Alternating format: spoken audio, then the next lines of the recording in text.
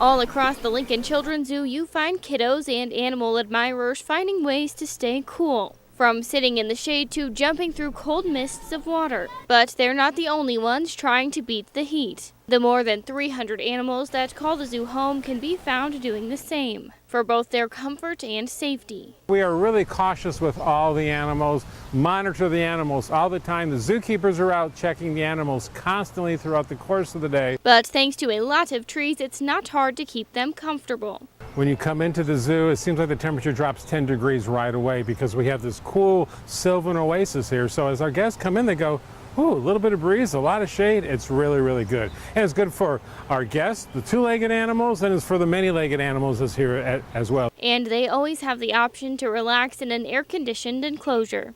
Penguins have it air-conditioned, snow leopards have it air-conditioned, the red pandas have it air-conditioned. They're pretty comfortable here at the Lincoln Children's Zoo. In Lincoln, Bayley Bischof, Channel 8, Eyewitness News.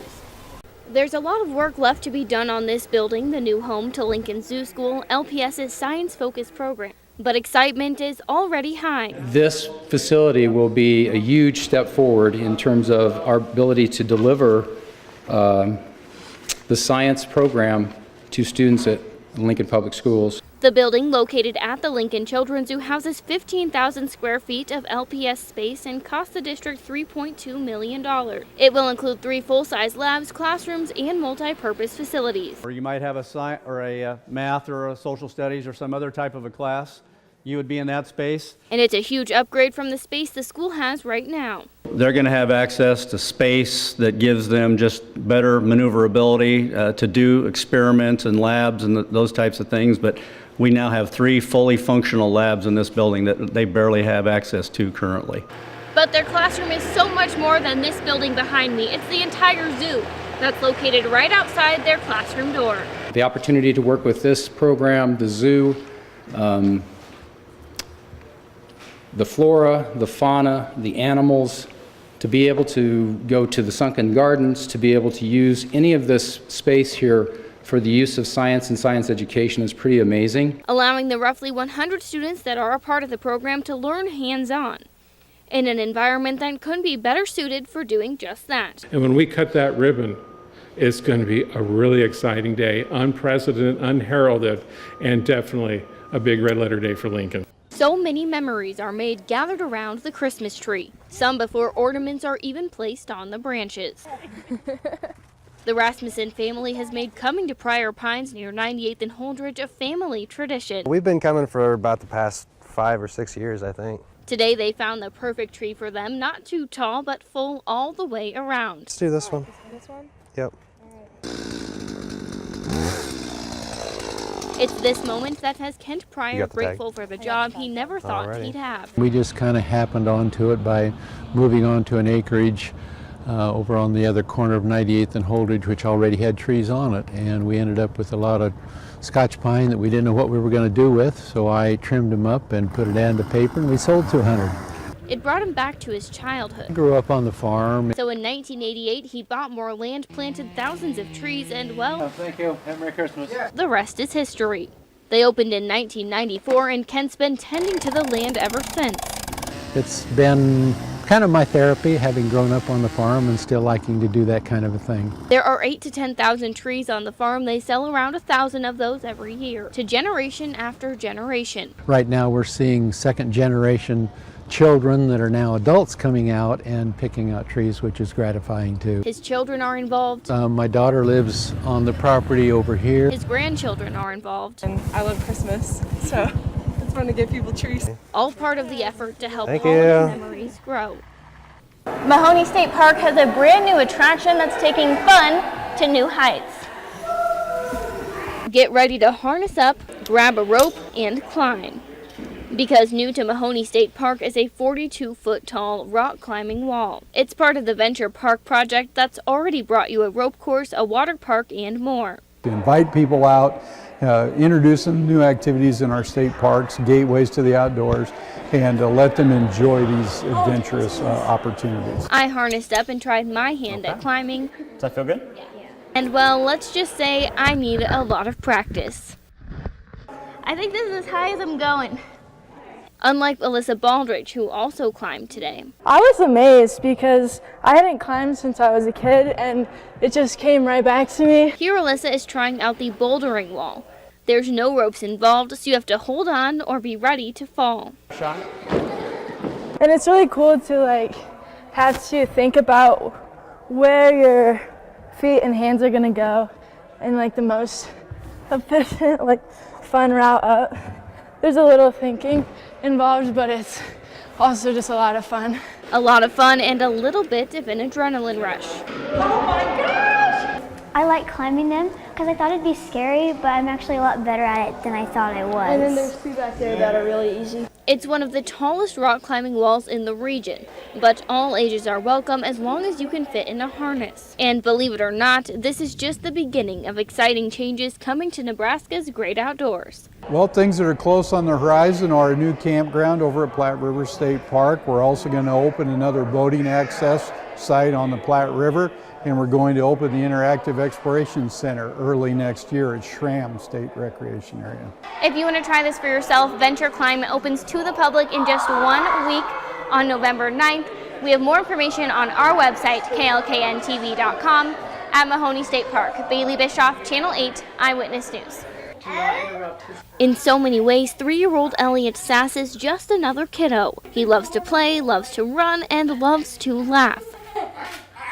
But he's facing a tough road ahead. He has ataxia telangiectasia, A rare genetic disease that is autoimmune. It's kind of like a combination of muscular dystrophy, cystic fibrosis, really high rates of cancer, and it is terminal. Over the course of the next few years, it will rob him of his ability to walk, talk, and more. These kids generally are using assistive devices like walkers or wheelchairs by the time they're 8. Enter Michaela Heinrichs and the Brave Hope Project. Michaela, a photographer from Waverly, takes free photos for families of children suffering from terminal illness. I love that families can look at these photos and remember the good times. There's a lot of bad with their illness, but these memories that they put on their wall are of their kids smiling, enjoying life. And it started with her own daughter, River, who had viral meningitis at just 5 days old and nearly died. We have very few photos to remember how hard she fought. Now she's helping families document their children's strength.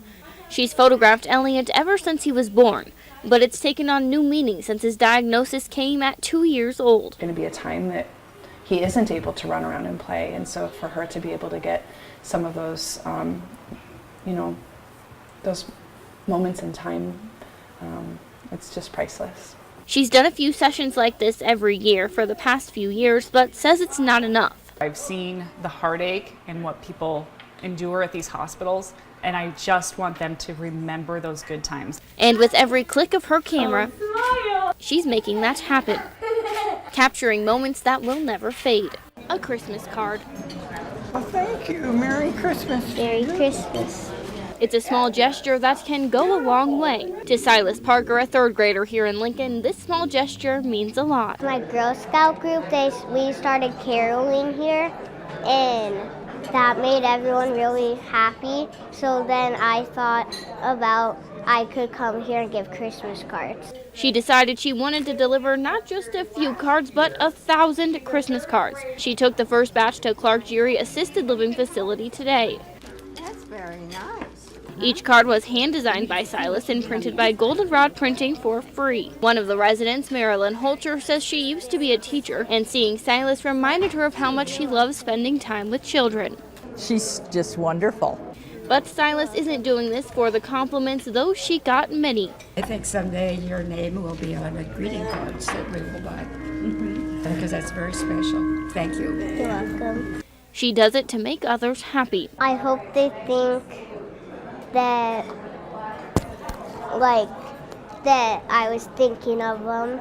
You're welcome. I think that means a lot, especially to people who are maybe in the rest home or places that can't get out and get around. She does it to show people what Christmas is really about: giving, sharing, and caring. Police and Lincoln Fire recruits are going head-to-head in a competition to find out which recruits will be on top. In a battle for glory. 10 recruits for Lincoln Fire and Rescue and 15 for the Lincoln Police Department are facing off. There's always kind of that stereotypical rivalry between police officers and firefighters. To fight for first place in a physical fitness competition designed to push them to the limit. It was tough, running out of air almost. A fight for a win, for fun, but for a purpose. It teaches them they need to just stay after and work hard. Come on. They threw 75-pound sandbags over their shoulders, which I can tell you is heavy.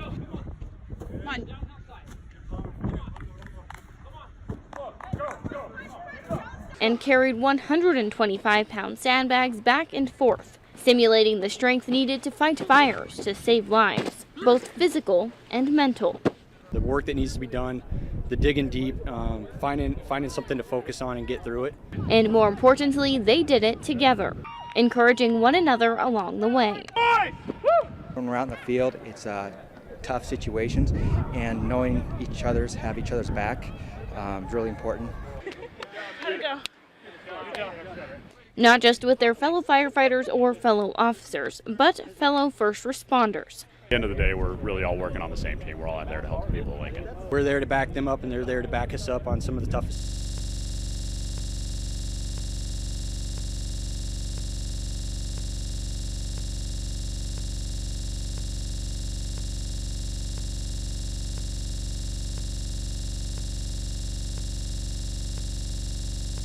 Jamie Leishman never had any heart problems. She was healthy. Yep. Then in October, she gave birth to twins Aviana and Liam. Her life has been hanging on a thread ever since.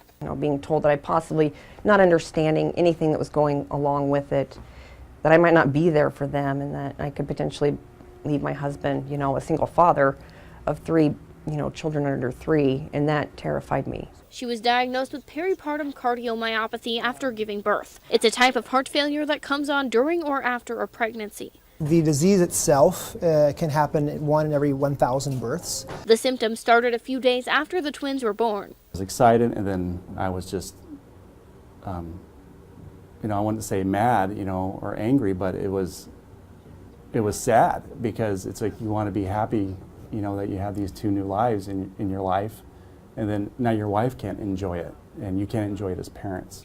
Even when she's home, she's unable to really be a mom. We love you, we miss you. Just, it was devastating. It was being in your own home, wanting to, the maternal instinct to go to your crying babies. And her life won't be the same again unless she gets a new heart. It could be a couple of years. These are the batteries. For now, she's running on batteries with a device called an LVAD. It's a device that's implanted alongside the heart, which pulls blood out of the heart and pumps it to the rest of the body, kind of augmenting what the heart's already doing. It's allowing her to go home. There seems to be a little light at the end of the tunnel for her as far as becoming a mommy again. To reunite with the twins and 2-year-old Caleb, who's only been able to visit his mom in the hospital 3 times. Reading a book. But her journey to fully recovery is only just beginning, and she wants to raise awareness for peripartum cardiomyopathy, a disease that can affect any new mom anytime. If you have family or friends that are pregnant, or if you're of childbearing age, or, read up on it, be aware of it, ask your OB about it.